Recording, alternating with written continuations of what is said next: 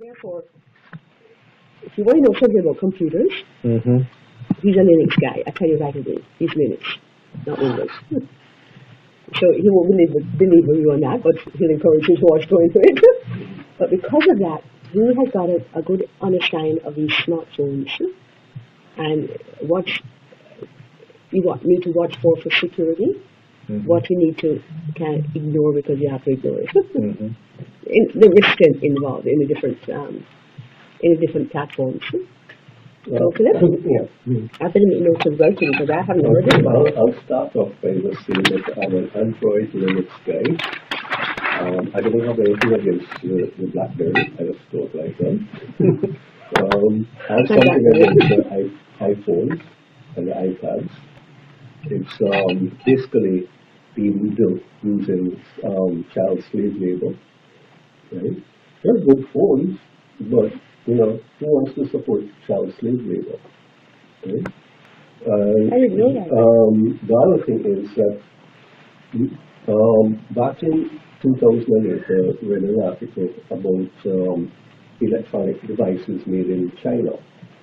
50% of all electronic devices made in China and shipped to the West comes with a malicious code pre-installed from the factory. And you can just imagine what type of malicious codes it has and what it's used for. But that's not what I'm here to talk about. I'm here to talk about these smartphones. This is an Android. I use pattern lock unlock system where you just join the dots to unlock it. But you have to do it with the pattern that the person programmed it with. You as an owner, you program it and can change it anytime you want. Initially, I thought that pattern lock was really too simple to break. Then I read an article where the FBI had to contact Google to unlock an Android phone that they got off of a drug dealer, a drug lord that they've been pursuing for many years. This is the FBI. Contacting who? The FBI contacted Google. Oh, Google, okay. To unlock the Android phone because their technicians could not unlock the pattern lock. They could not break it. Now, with the Android phone, you can, when it's locked, no matter what you do on here, it will not light up. You have to press the power button to get the screen, and then you unlock it using the pattern that you established, and before you can use it. Now, compared to the BlackBerry, even when it's locked, if anything touches the keys, it can cause it to make a phone call. And most times it's programmed to call 911. And earlier this year there was an article in a number of papers and it was on the news, the radio and TV about BlackBerries and 911. It turns out the majority of 911 calls from mobile phones to for emergency, or what they that is a special term for it, blackjack or something like that. Right? What it means is that the phone made the call to 911 on its own, right? Even though the phone is locked. I don't know if that happens with Apple, with the iPhone, but it will not happen with the Android because of the way the system is. Now, for the security part, if you have an Android phone specifically, be careful of the sources of the applications you get. Sorry, not the source. Be careful of the applications you get, even if you get it from the Google the Play Store, usually called the Android market, because a large selection of a large number of hackers realize that Google's market system is very open and could be abused easily. All they had to do is just write a malicious program and upload it to the market as a legitimate program. It may have some legitimate functionality to it, but it would have malicious code in the back end. that you're not aware of.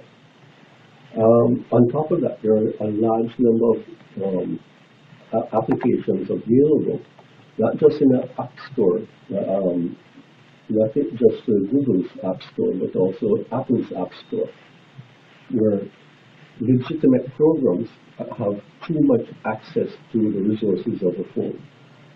They access your GPS, they access your microphone, they access your camera, they access the phone application itself, and is able to capture information from you when you're speaking or where you're traveling and transmit it back to the person that wrote the application.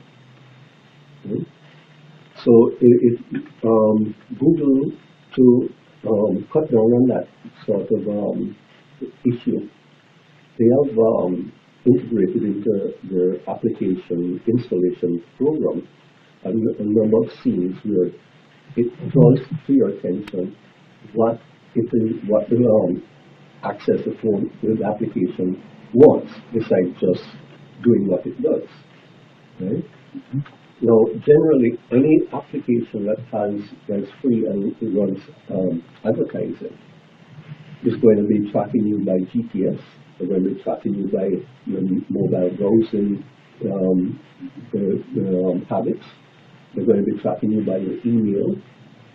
They're going to be tracking you by your text messages. They're tracking everything that you do on the phone. So phone calls, text, email, GPS. GPS. Well, you can turn off the GPS. Oh, it also tracks you by Wi-Fi. So if you turn on the Wi-Fi capability on the phone to allow other devices to be able to access the internet through your phone, then it's also tracking you by that as well. If you turn on the Wi-Fi on a phone so you can access the internet from a third-party wireless network, it's going to be tracking you by that as well. Okay? So it's turn my Wi-Fi off. I thought by just turning off the GPS I was safe. No, and sometimes even turning off the phone doesn't make a difference. Like my Asus tablet there, when I turn it off, battery fully charged. Right?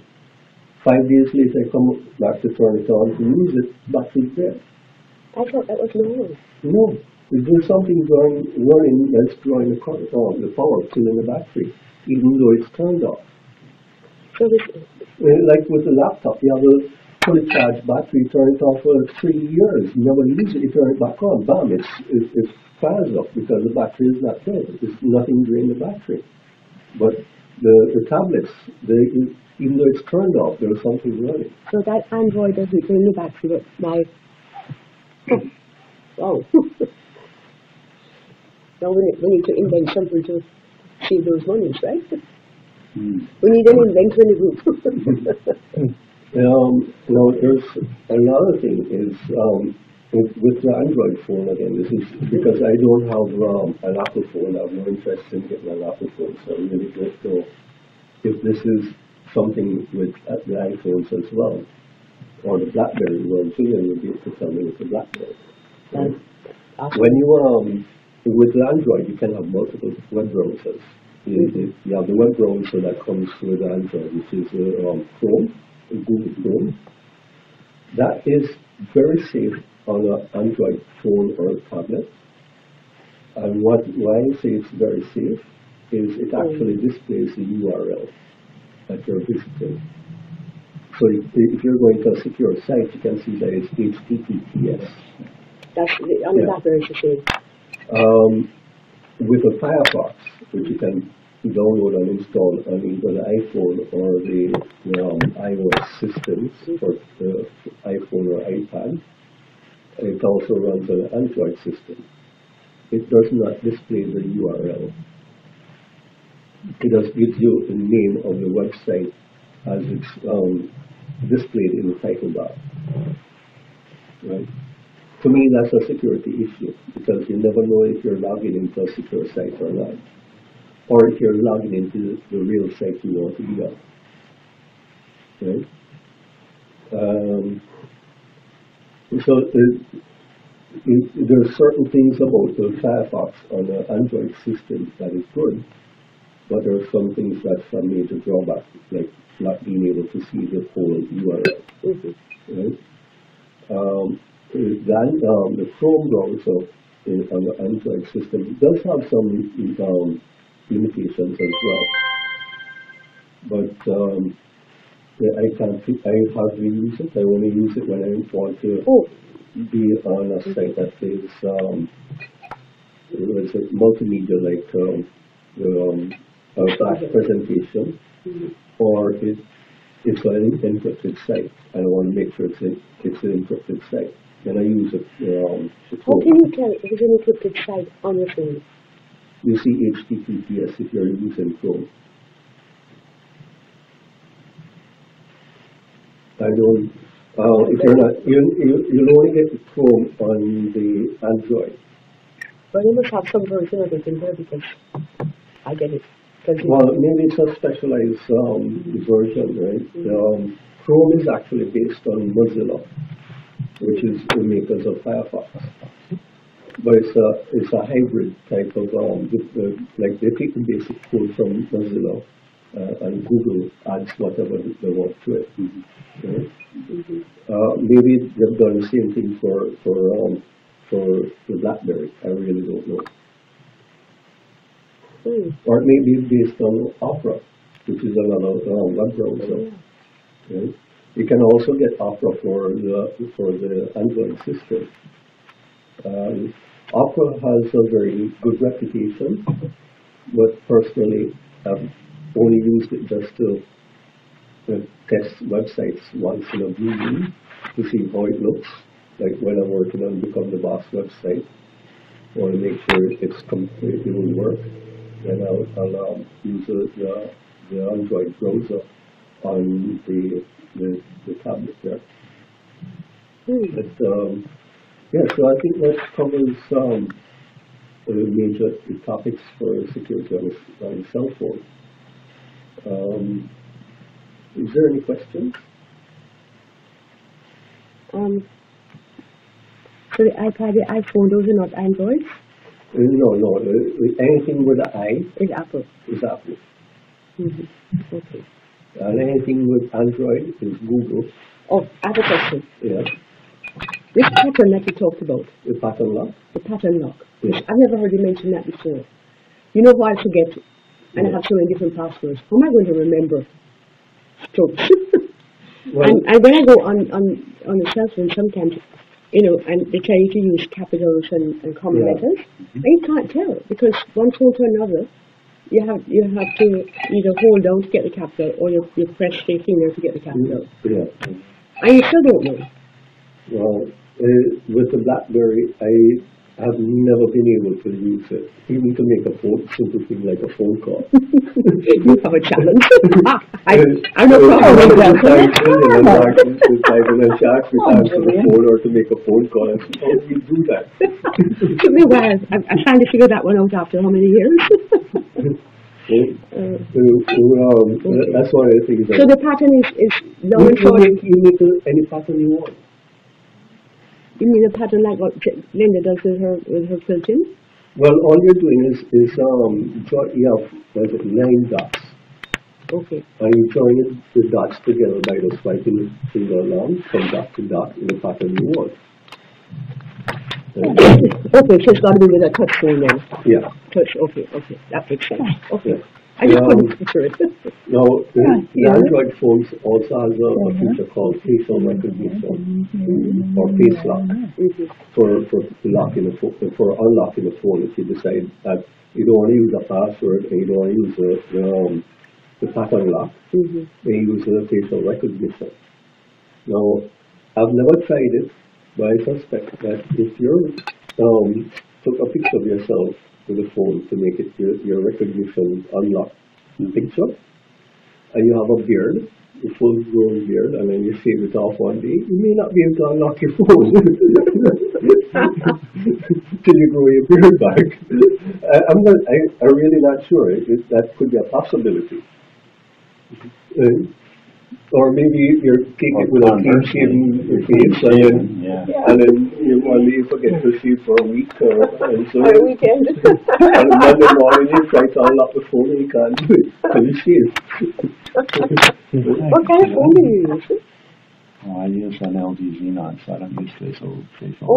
You mentioned something about the LCD, and I connected with my laptop, but the rest of what you said, I haven't heard of that phone.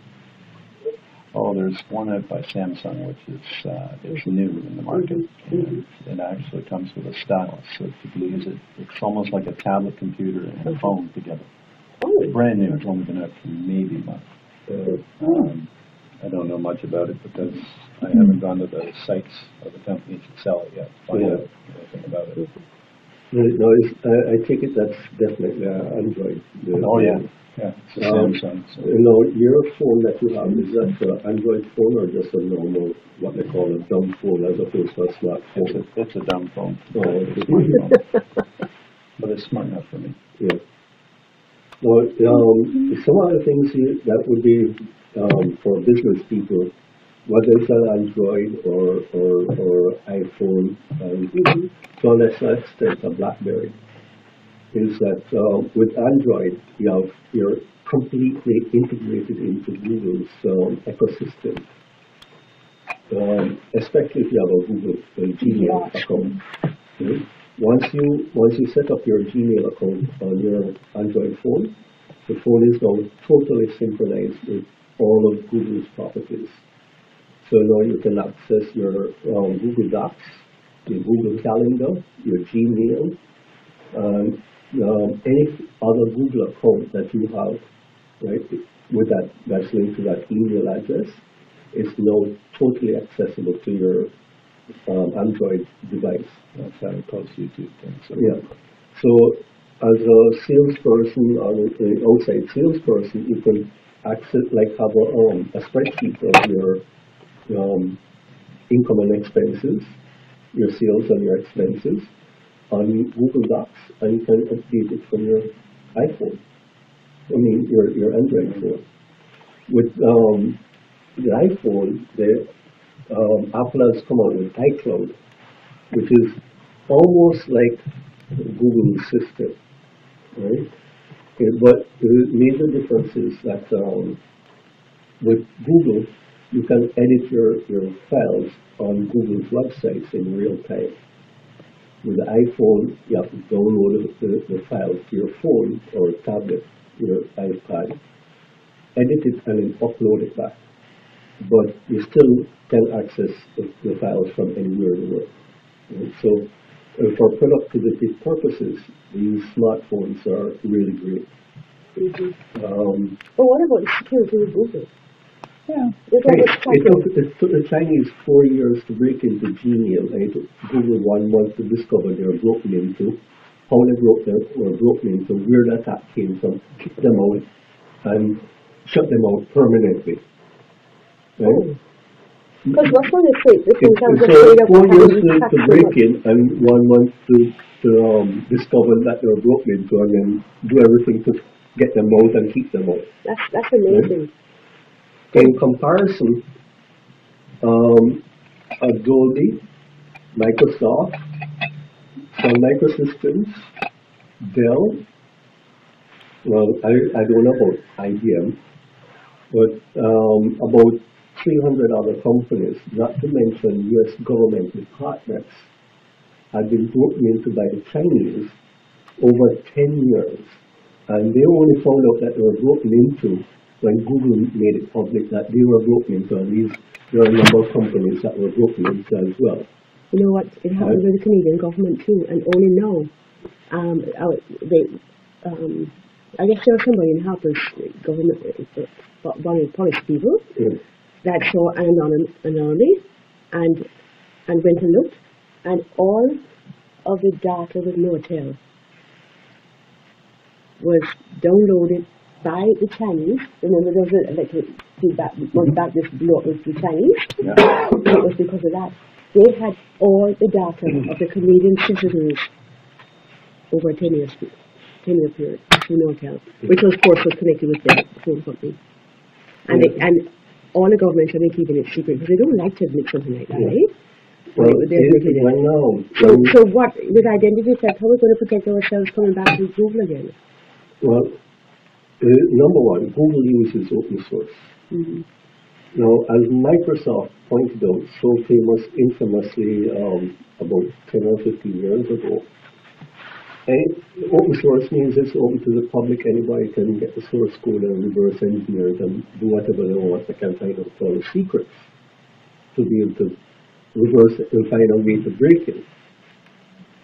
What Microsoft didn't tell you when they made that statement is that earlier that same day, they signed an agreement with a European security company to provide 45,000 computers to secure their global internal network.